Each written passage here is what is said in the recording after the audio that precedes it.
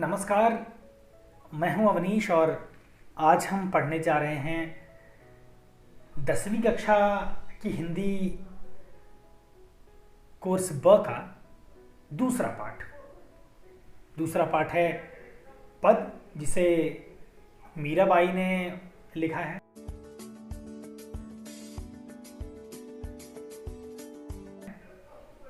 और चूंकि मीराबाई और पद ये आपको आगे चल करके क्लास 11th में फिर से मिलेंगे, बस ये पद बदल जाएंगे लेकिन रहेंगे पद ही, है ना। कंटेंट बदल जाएगा लेकिन जो पद क्या है, पहले पद एक पोएट्री कंपोजिशन की एक स्टाइल है। जितने कवि होते हैं उनका अपना अपनी अपनी उनकी शैली होती है, अपना अपना उनका तरीका होता है पोएट्री कंपोजिशन का। और कुछ ऐसे स्टाइल्स हैं, कुछ ऐसे पैटर्न हैं जो बहुत पॉपुलर हैं, जिनमें बहुत लोगों ने लिखे हैं। उन्हीं में से एक है पद। कल हमने दोहा पढ़ा था कबीर का। दोहा पोएट्री कंपोजिशन की एक बड़ी पॉपुलर स्टाइल है। बहुत सारे लोगों ने, कबीरदास ने, बिहारी ने, तुलसीदास ने, रहीम ने दोहों में खूब सारी बातें कही हैं। बिहारी तो दोहे के लिए जाने ही जाते हैं, गागर में सागर भरने वाले। कक्षा 10वीं में ही बिहारी के दोहे भी आपको पढ़ने को मिलेंगे। तो यहाँ हम पद पढ़ रहे हैं। पद भी खूब लिखे गए हैं, कबीर ने भी पद लिखे हैं, सूरदास ने भी पद लिखे हैं। यहाँ हम मीराबाई के पद लिख रहे हैं। तो पद भी एक पोएट्री कंपोजिशन की स्टाइल है। और यहाँ पर 2 पद दिए गए हैं मीराबाई के, दोनों आज हम पढ़ेंगे। जहाँ तक मीराबाई की बात है, चौकड़ी राजस्थान में इनका जन्म हुआ और श्री कृष्ण की, भगवान श्री कृष्ण की, लॉर्ड कृष्णा की अनन्य भक्त थी। यानी इनके जैसा कोई दूसरा हुआ नहीं। आज भी अगर कोई व्यक्ति किसी के प्रेम में डूब जाए, पड़ जाए और बिल्कुल पूरी दुनिया छोड़ करके एकमात्र उसी का ध्यान करे, बिना किसी लोभ, लालच, वासना, काम के, तो उसे मीरा की उपाधि दी जाएगी, उसे मीरा के जैसा बताया जाएगा। तो मीरा एक तरह का बेंचमार्क बन गई है, एक तरह का उन्होंने एक माइलस्टोन सेट कर दिया है प्रेम के चरम के लिए। प्रेम कैसा हो सकता है बिना लोभ, लालच, मोह, काम के? कैसा प्रेम हो सकता है, ये दिखाया है मीरा ने। श्री कृष्ण से प्रेम करती थी। अब कहाँ श्री कृष्ण? मीराबाई 1500 ईस्वी की, 1500 के आसपास उनका जन्म हुआ है और 1503 में। और श्री कृष्ण तो युगों पहले हुए हैं। मतलब श्री कृष्ण उनके समय में नहीं थे। केवल उनकी मूर्ति देखकर, केवल उनके चित्र देखकर और उनके प्रेम में पड़ जाना और अपनी पूरी जिंदगी, अपना पूरा जीवन श्री कृष्ण के लिए न्यौछावर कर देना, सेक्रीफाइस कर देना, ये एक बहुत बड़ा सेक्रीफाइस है, बहुत बड़ा त्याग है। ये आपके और हमारे बस का या किसी सामान्य व्यक्ति के बस की बात नहीं है। केवल प्रेम करने का अर्थ किसी से मिलना, किसी के साथ रहना या केवल ऐशो आराम में डूबना नहीं होता है। प्रेम वास्तव में क्या होता है? आप मीरा को पढ़िए, आप मीरा की जीवनी पढ़िए, आप मीरा के जीवन के बारे में पढ़िए कि किस तरह से उन्होंने श्री कृष्ण से प्रेम किया। केवल जानती भर थी कि श्री कृष्ण हैं कोई, है ना। विवाह हुआ लेकिन विवाह के बाद भी उन्होंने अपना घर परिवार छोड़ दिया और उन्हें अपने घर परिवार, जबकि राज परिवार में थी, राजा के परिवार में थी, रानी बनती वहाँ, लेकिन सब कुछ छोड़ करके और वो घूम घूम करके श्री कृष्ण के भजन गाती रही। शायद रानी होती अगर वो, तो आप उन्हें नहीं जानते। हम और आप उन्हें शायद कहीं इतिहास के किसी पन्ने पर एकाध शब्द में पढ़ लेते, लेकिन मीराबाई ने जो किया है उसके लिए हिंदी साहित्य में हर दिन, हर घंटे, हर सेकंड उन्हें याद रखा जाएगा। कक्षा 11वीं में आप जाएंगे तो वहाँ भी आपको मीराबाई के 2 पद पढ़ने होंगे।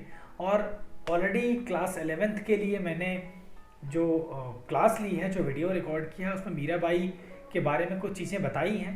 डिस्क्रिप्शन में मैं आपको लिंक दे रहा हूँ, आप अगर चाहें तो वहाँ जाकर उसे पढ़ सकते हैं, उस वीडियो को देख सकते हैं। तो 1500 में जन्म हुआ, करीब 500 साल से ज़्यादा हो चुके हैं, और इन 500 सालों में मीरा की तरह कोई दूसरा हुआ नहीं जो किसी की भक्ति में इस तरह डूब जाए, जो ईश्वर को, इन्होंने भगवान श्री कृष्ण को अपना पति मान लिया। पति मानना ये विवाह करने जैसा नहीं है। पति मान लेना मतलब यहाँ पर है कि वे ही मेरे सब कुछ है।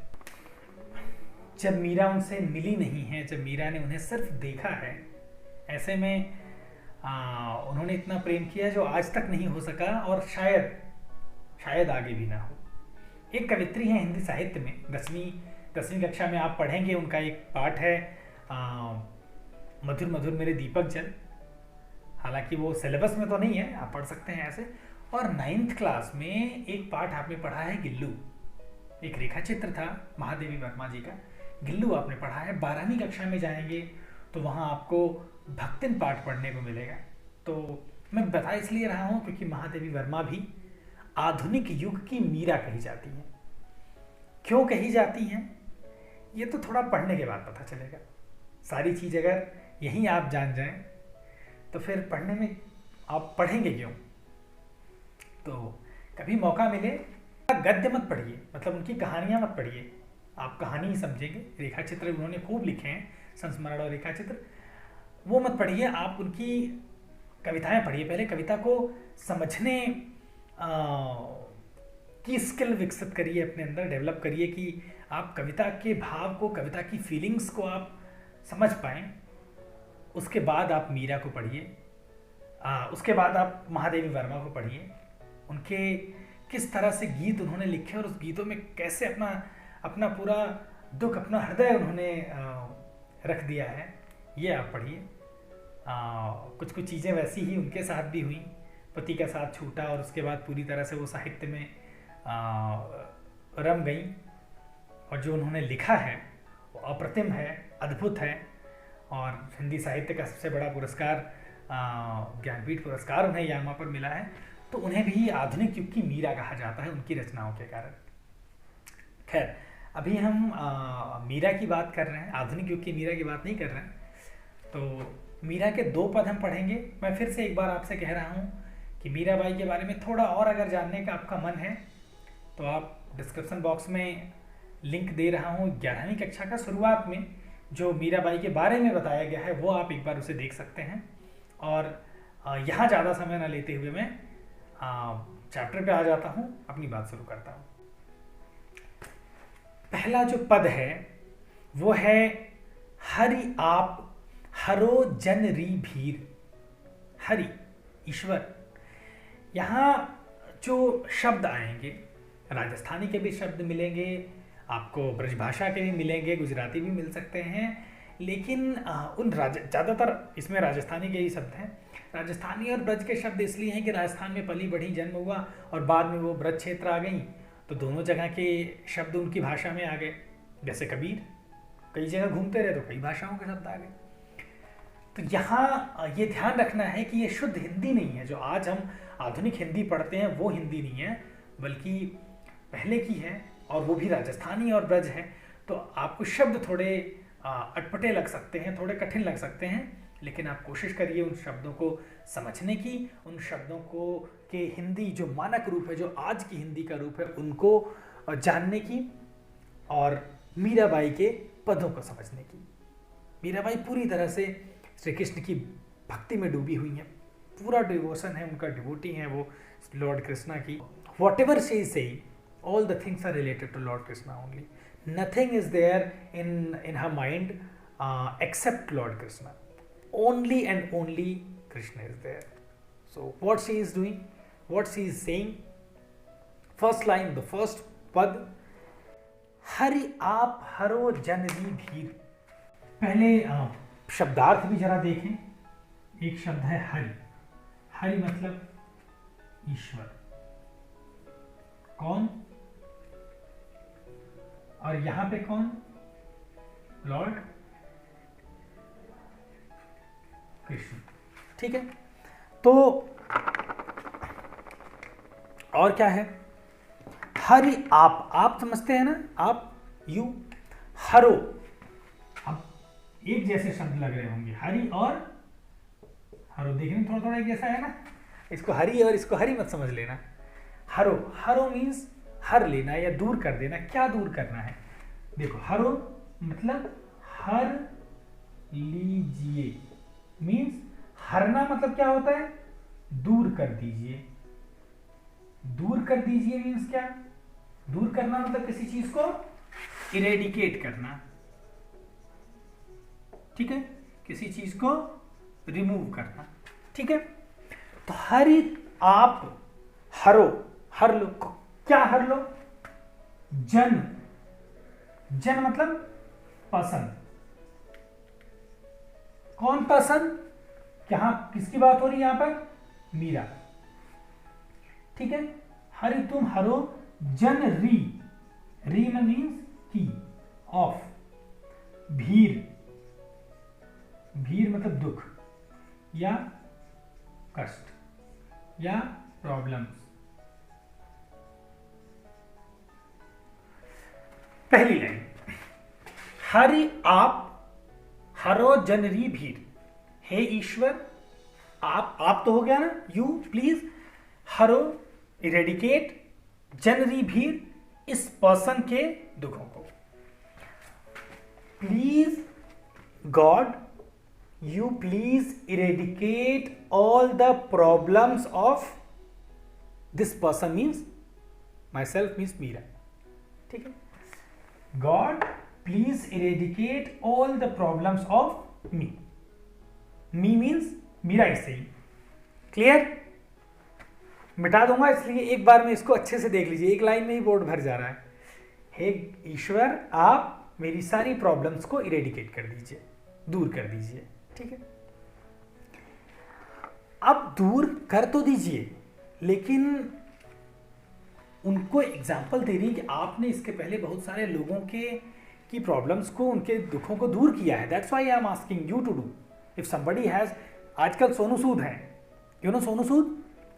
हाँ, बॉलीवुड एक्टर हैं, विलन का खूब रोल किया है, लेकिन आजकल रियल हीरो हुए हैं, वो अपनी रियल लाइफ में हीरो हैं। So many people asking help from him and he is doing, खूब सारी हेल्प करते हैं। कोरोना काल में, इन दिस पेंडेमिक पीरियड, उन्होंने रियल हीरो वाला किरदार दिखाया, रियल हीरो रियल में हैं अभी वो। तो लोग उनसे कहते हैं कि आप मेरी मदद करिए, आप मेरी, everybody is asking help from him. Why? Because he is helping. यहां मीरा भी कह रही है कि God please eradicate all my problems, मतलब means please help me in coming out from the problems. Why? Why? Why का आंसर देती हैं, कहती हैं कि पहला, अब इसमें देखो बहुत सारी स्टोरीज है, बहुत सारे एग्जाम्पल दे रही हैं। पहली स्टोरी पे आते हैं, कहती हैं पहली स्टोरी है द्रौपदी की कहानी।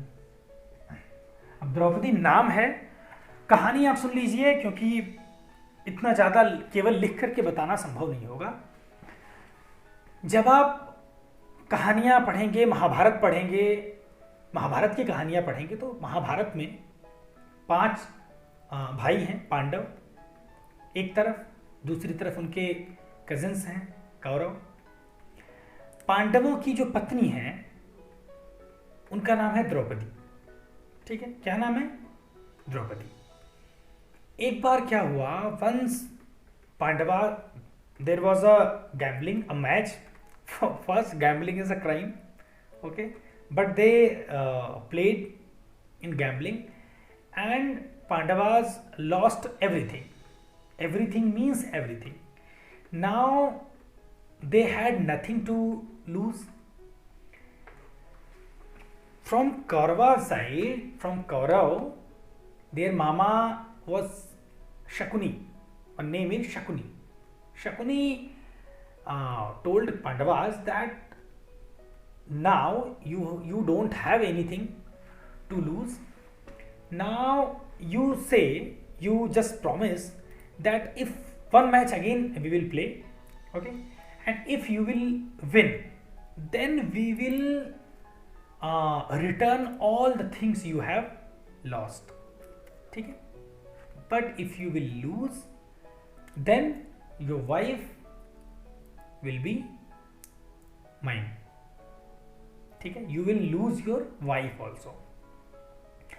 बहुत बड़ी बात थी. But Pandavas thinking that if we will win, then we will get our all property. In this greed, they just accepted the condition, okay, the condition of winning all the property and losing their wife. Pandavas accepted. And then what happened? Can you imagine? Pandavas lost. ये जो match था वो हार गए. And when they lost, what happened? They lost Draupadi also. When they lost Draupadi, the Kauravas, the bad ones, okay, they asked Draupadi to come in the middle, and they start removing her clothes, because they wanted Pandavas, they wanted some revenge. They wanted to take some revenge from Pandavas. अब revenge कैसा लेना था ये फिर कहानी बहुत लंबी हो जाएगी, है ना. लेकिन ये समझ लो कि वो पांडवों को हराना चाहते थे और वो उनसे रिवेंज लेना चाहते थे. And for taking revenge, all this platform was prepared, the gambling and all. When they started snatching they started removing her clothes, then there was no one to prevent, there was no one to stop that, because according to the rule Pandavas lost, okay. Then Draupadi asked help from Lord Krishna. Lord Krishna was there at that time, okay. Draupadi asked for help. Draupadi was seeking help from Lord Krishna, and Lord Krishna came and he helped her. एक side से उसके clothes खींचे जा रहे हैं for just disrespect हर, उसकी insult करने के, for just insulting Draupadi and for insulting Pandavas. From one side the clothes are they are just snatching, लेकिन दूसरी तरफ से Lord Krishna was helping, means he was there and he just stopped all this. तो ये story थी. उसमें बहुत सारी चीजें हुई. महाभारत एक बहुत बड़ी कहानी है, ठीक है. तो हम उस पर नहीं जा रहे हैं. बस यहाँ पर हम ये जानेंगे कि द्रौपदी का नाम यहाँ पे मीरा क्यों ले रही हैं. मीराबाई कह रही हैं कि द्रौपदी की लाज राख्यो. लाज मतलब उनकी इज्जत, उनकी जो इंसल्ट हो रही थी उससे, इंसल्ट होने से आपने बचाया. राख्यो माने बचाया, ठीक है. द्रौपदी की लाज राख्यो मीन्स आपने द्रौपदी की इज्जत बचा ली, ठीक है. लाज माने इज्जत. अब कैसे बताएं. अब आप किसी के कपड़े आप उतार दे, किसी का इंसल्ट करें सबके सामने, तो वो तो डिसरिस्पेक्ट हो गई, उसकी इंसल्ट होगी. तो उसकी इंसल्ट होने से आपने उसको बचाया. राखी मतलब बचाई, ठीक है. You saved. आप बढ़ायो चीर.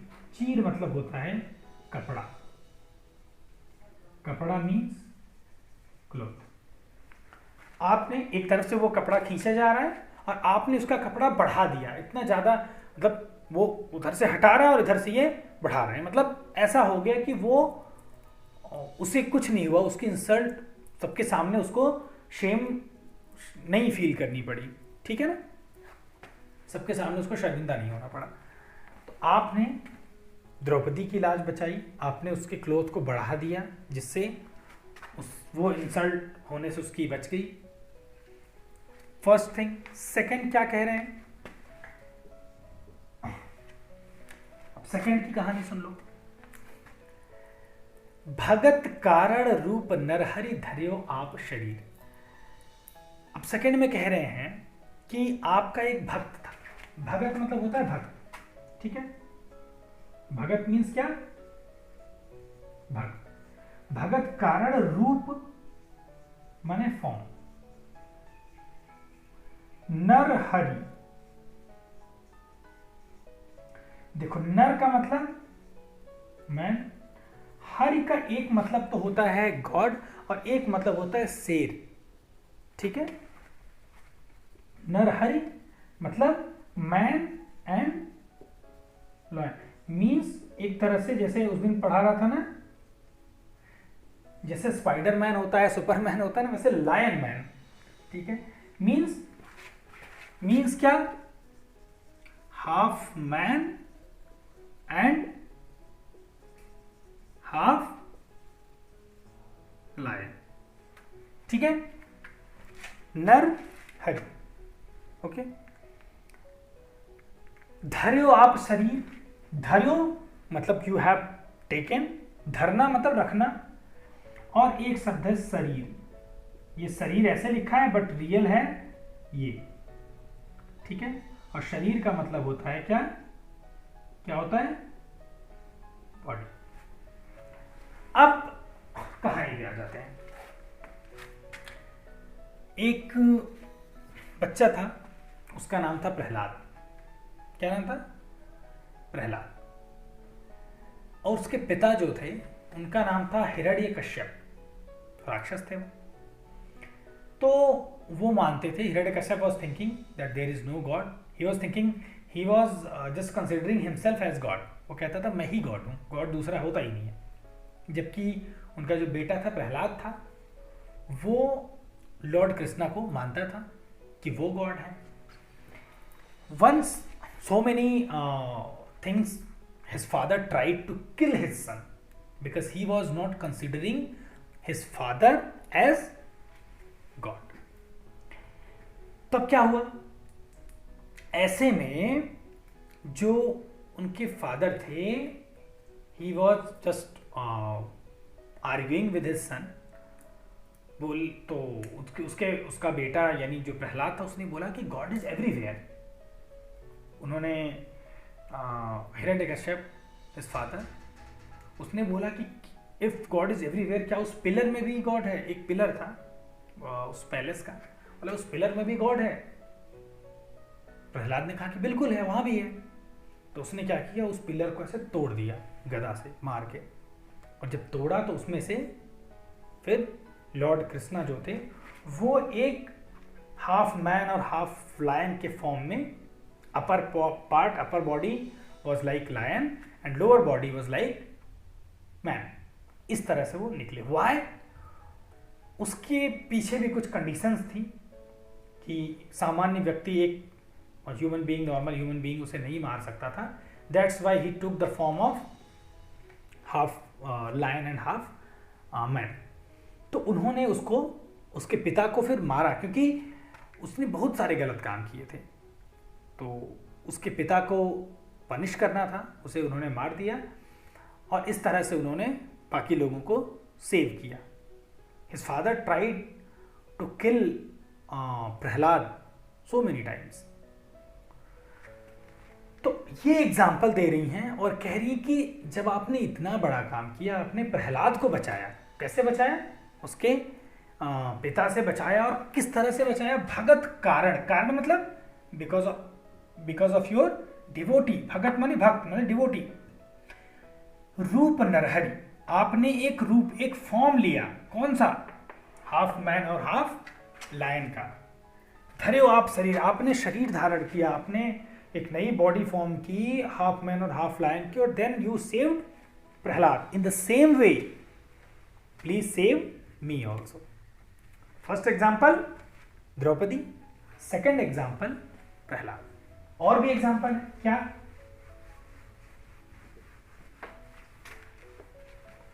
कहती हैं कि बूढ़तो गजराज राख्यो। बूढ़तो यानी डूबते हुए, डूबना यानी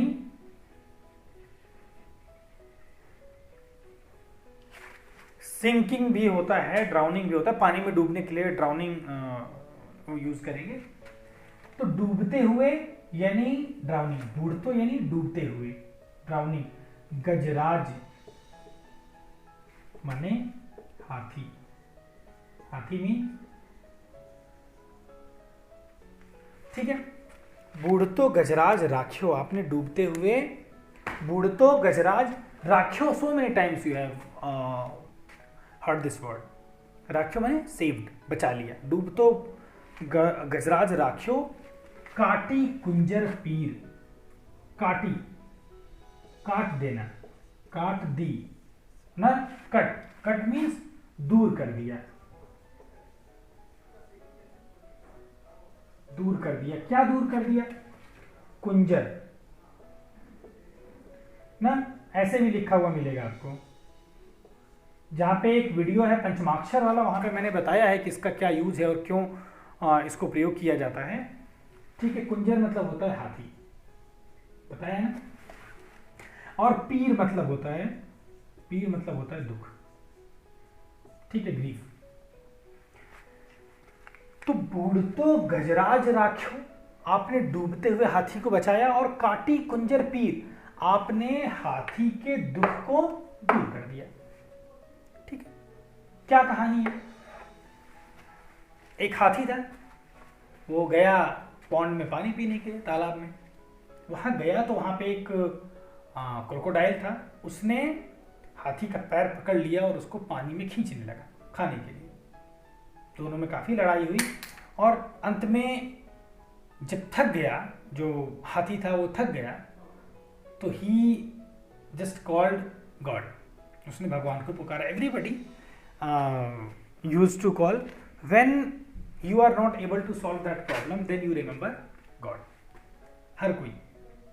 आप 10th में एक और चैप्टर पढ़ेंगे, आप कहाँ दूसरे के दुख से दुखी होने वाले, वहां पढ़ेंगे कि सबकी पूजा एक सी, अलग अलग है रीत, मस्जिद जाए मौलवी, कोयल गाए गीत। यानी सबकी बस पूजा करने का सबका तरीका अलग अलग है। जीव जंतु पशु पक्षी सब करते हैं, बस वो उनकी लैंग्वेज अलग है, उनका स्टाइल अलग है, हमारा स्टाइल अलग है। हम मंदिर जा रहे हैं, मस्जिद जा रहे हैं, और वो पेड़ पे बैठ करके गीत गा रहे हैं, लेकिन दोनों की पूजा हो रही है, ठीक है। तो हाथी ने पुकारा ईश्वर को, और भगवान जो थे वो भाग के आ गए उसको बचाने के लिए, और फिर उन्होंने उसको ग्राह को, मतलब उस मगरमच्छ को मार करके और उस हाथी को बचाया। तो ये एग्जाम्पल दे करके कह रही हैं कि बूढ़तो गजराज राखो, अपने डूबते हुए हाथी को बचा लिया, काटी कुंजर पीर, आपने उस हाथी के सारे दुखों को दूर कर दिया। अब ये भी एक एग्जाम्पल है। तो जब आपने द्रौपदी को बचाया, आपने प्रहलाद को बचाया हिरण्यकश्यप से, आपने हाथी को भी बचा लिया, तो जीव जंतुओं को भी बचाया, इंसानों को भी बचा लिया। अब दासी मीरा, दासी एक शब्द है, दास वर्ड कई बार आ गया, आपने सुना भी होगा। दास मतलब होता है स्लेव, लेकिन यहां दासी का मतलब स्लेव ना समझ के मेड भी समझ सकते हैं आप। मेड को भी दासी कहते हैं। मेड समझते हैं ना, जैसे पियन होते हैं, मेल जो जेंट्स होते हैं, सर्वेंट ऐसे, तो वो जो लेडीज होती हैं उनको मेड कहते हैं, दासी कहते हैं, मेड है अंग्रेजी से। तो कह रही है दासी मीरा, मीरा बाई खुद को कह रही है कि I am like your maid, मतलब आपकी नौकर हूं मैं। लाल गिरधर एक शब्द है, देखो गिरधर, गिरधर का मतलब होता है लॉर्ड कृष्ण। एक बार उन्होंने अपनी उंगली पर, अपने हाथ पर एक पहाड़ उठा लिया था। गिर माने पहाड़, धर मतलब धारण करने वाला, उठाने वाला। अपने हाथ पर उन्होंने उस पहाड़ को उठा लिया था, that's why he is known as the name of Girdhar also. ठीक है, दासी मीरा, मीराबाई कह रही I am like your maid, लाल गिरधर, हे भगवान श्री कृष्ण, लाल भगवान श्री कृष्ण के लिए लाल गिरधर, लाल यानी भगवान श्री कृष्ण कह रही हे भगवान श्री कृष्ण आई एम लाइक योर मेड, मैं आपकी दासी के जैसी हूँ। हरो, हरो ऑलरेडी मैंने बता दिया, हरो मतलब दूर करो, स्टार्टिंग में ही आया था फर्स्ट लाइन में, हरो म्हारी मतलब मेरी। ठीक है, हरो म्हारी भीड़, भीड़ मतलब पहली लाइन में बताया था, भीड़ मैंने दुख या विपत्ति या प्रॉब्लम्स या कष्ट। दासी मीरा लाल गिरधर, मीराबाई कहती कि हे श्री कृष्ण मैं आपकी दासी हूं और आप मेरे स्वामी हैं, मालिक। एक दासी हुई तो दूसरा स्वामी हुआ ना। You are like my master, you are like मालिक and I am like your maid. मतलब इसका मतलब नहीं कि मैं आपके यहाँ मेड हूँ, उतना ज़्यादा रिस्पेक्ट, जिस तरह से कोई सर्वेंट, जिस तरह से कोई मेड, जिस तरह से कोई पीएन किसी की रिस्पेक्ट करता अपने मालिक की, उस तरह का रिस्पेक्ट है। इसलिए कह रही कि I am like your maid and you are like my master. तो क्या करिए, हरो म्हारी भीड़, आप मेरी सारी प्रॉब्लम्स को दूर कर दीजिए। कैसे दूर कर दीजिए? जैसे कि आपने द्रौपदी की दूर की थी, जैसे प्रहलाद की दूर की थी और जैसे हाथी की दूर की।